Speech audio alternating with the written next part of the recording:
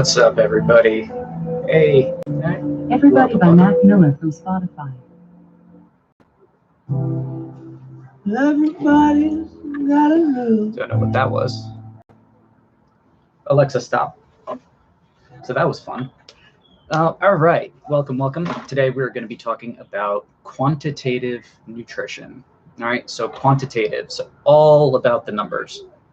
This is where you're going to hear the whole calories in and calories out thing.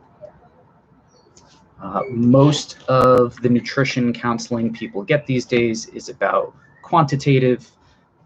What we're going to be talking today is the numbers. The other version of nutrition, the way that I phrase them, is quantitative or qualitative. So qualitative, all about the quality. So that's going to be the types and the qualities of those foods that you're taking in. Today, like I said, is going to be about the quantities and the numbers you're taking in. So this is going to be your generic weight loss. This is going to be your medical weight loss, whether you're going to do an LED or a VLED plan. This is where intermittent fasting typically falls in because, like we talked about last week, you're not really going into a ketosis state. What you're really doing is just limiting the amount of carbs that you're taking in throughout the day because you're limiting your eating and fasting windows.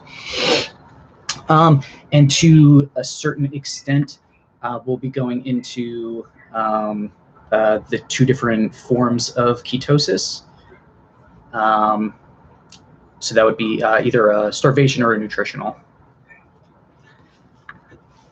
So starvation being when you have nothing coming in whatsoever. Nutritional being that strategic, the ketogenic diet that people go on. That's your strategic 50 grams of carbs or less per day. It's typically 50 grams. Most people have it restricted to about 30 these days. But textbook-wise, anything below 50 grams, you're considered nutritional ketosis. So to start off, going back to, I think it was 2 weeks ago when we did nutrition labels, talking about the serving sizes and talking about the difference between the serving and the portion, and all those facts on the label there. When they talk about the percent of daily value, that's based off of, it generally says a 2,000 calorie diet. Not many people actually have a 2,000 calorie diet. Depends on what your goals are, obviously. Depends on the program that your coach has you on. Depends on your activity level. Depends on your composition thus far. I know generally speaking that obviously depending on starting weight and goal weight, but I typically have people on somewhere in the vicinity of a 1,200 calorie diet to create that calorie deficit. And that calorie deficit is that the new term for the age-old adage of calories in, calories out. So calorie deficit just means you are spending more calories than you're taking in. Remember, calorie is just that unit of measurement of energy. So that plate full of food is energy.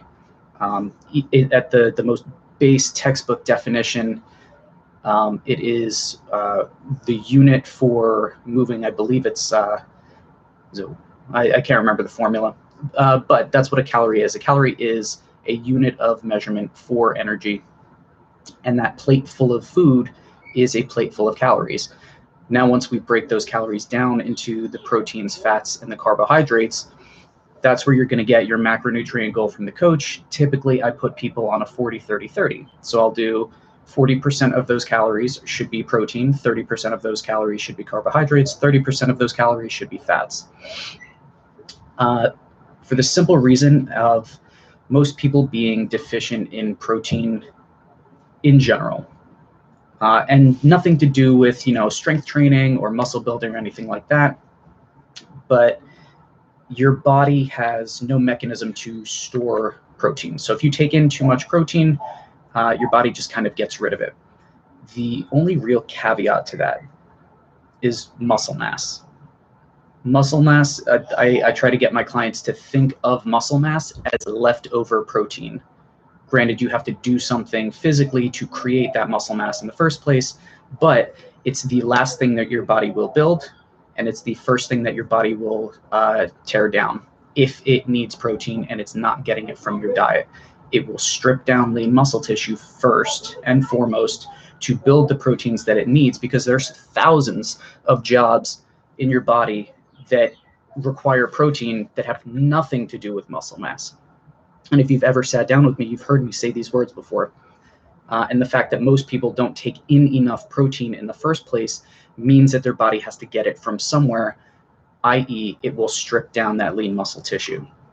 So because it's not coming in from the diet, and the body tends to strip that down first, I usually put people at a 40% protein intake goal when we break down their macros, because that being the goal, instead of aiming low, they're aiming a little higher. So if they fall a little short, they're still doing better than what they normally would have done if they aimed lower in the first place. Not alternatively, but on the other side of that coin, we have the carbs and fats. I place them both at 30% of the calories.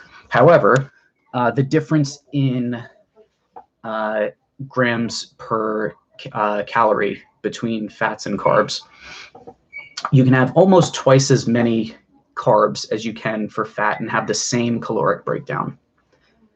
The reason for that, fats are very nutrient dense, calories are less so. They're easier for your body to break down. Your body can do more with them. That is why it is the primary source of fuel for your body to create. It's the easiest mechanism for your body to create glucose. When we get to the glucose, that's what we'll talk about, the blood sugar and all that kind of stuff. But we'll do a separate breakdown for carbohydrates and the effects on blood sugar and things like that. So a little bit more of a diabetes kind of talk. Not sure if that's going to be next week, might be the week after. But having the lower calories, most people are going to be on a weight loss plan when they come to me. So I opt for the higher protein, the relatively lower carbohydrates and fats. That way they can facilitate being able to continue with exercise, because I typically push a workout program as well. So the carbohydrates will fuel those workouts. Body should have plenty left over. It should have plenty of fat and enough protein to repair any muscle damage that was done during the exercise, as well as fuel the other protein needs that the body has. All right, so going from there, we have our medical weight loss plans. Medical weight loss plans typically going to be considered anything below 1,200 calories. So that 800 to 1,200 range is considered a low energy diet. Also, you might hear low calorie diet, but remember, calorie and energy, same thing. So anything sub 800 calories for the day, you're classifying that as a very low energy diet. That should absolutely be doctor supervised. And to some extent, low energy diets, so that 800 to 1,200 range should also be doctor supervised. Not completely necessary, however, anything sub 800, absolutely necessary to be doctor supervised. So the reason that those work, and we have our own version of a low energy diet. We do a Nutrimos program right now. The reason those programs work, it's because of the quantitative portion side of the nutrition. To a certain degree, if you have enough of a calorie deficit, you're going to lose weight. It's a mathematical certainty. There's no getting around it. If you have so much of a unit of something, that creates a pound. So 3,500 calories roughly is the generally accepted number that equates to 1 pound. If you have 3,500 units of energy and it equates to 1 pound of body weight, if you strip away 3,500 calories in 1 week, you'll lose 1 pound. All right, that 3,500 calories over the course of the week is about 500 calories for the day. So we create a 500 calorie deficit every day, and you lose 1 pound a week. In a nutshell, that's kind of what we're doing. There's a lot that goes into it, how we calculate those numbers, the different breakdowns with the macros. Like I said, I typically go for the 40-30-30 as a starting point. And then we go from there if we need to make any changes, because everybody's body is different. So you're not going to really know if it's working or not, or why it's not working. That's the whole point of sitting down with the coach. That's my job to figure out, and I will teach you along the way. So that covers our medical weight loss plans. that covers, we did the intermittent fasting yesterday, and we have our keto. So I'm live. So then we talk about ketosis. All right, ketosis, like we talked about, 2 different versions of ketosis. Your body will go into either a starvation mode where nothing is coming in, or a nutritional, which is the more strategic, and you're limiting those carbs to sub 50 grams. The reason for the nutritional ketosis, it accomplishes the same thing as a starvation ketosis. Like we talked about with the protein, with your body taking in not enough protein from the diet, which you're doing when you're starving, you don't have anything coming in at all. So your body's going to strip down that lean muscle mass first thing to go, because there's vital functions that your body has to do. If you are starving, odds are you're not going to be as physically active, so your body doesn't need to immediately break down the glycogen stores to keep the cells functioning, because the cells don't need energy because they're not doing anything. So usually the first thing to go is that lean muscle tissue. So you will feel weaker. You'll be able to do less. Your body does that on purpose. It kind of builds that in to dissuade you from being able to do anything, because you won't be able to physically. Saves that energy to keep your heart pumping, keep the diaphragm going, keeping the air moving, things like that. Our bodies are very, very smart, but they also do some very dumb things at the same time, i.e., in terms of nutrition. The mechanism that your body uses to use fat as fuel, your liver will release ketones.